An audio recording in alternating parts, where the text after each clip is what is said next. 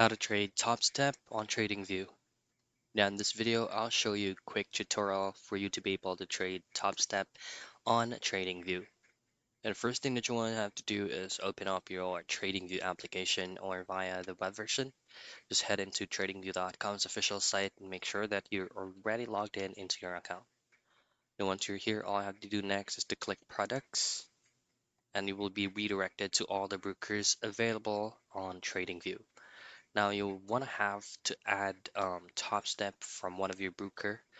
Just choose on trading panel and in here just simply click on find broker and then look for Top Step. Now Top Step may not be available for all the region, but what you can do for alternative ways is to use Tradeovate.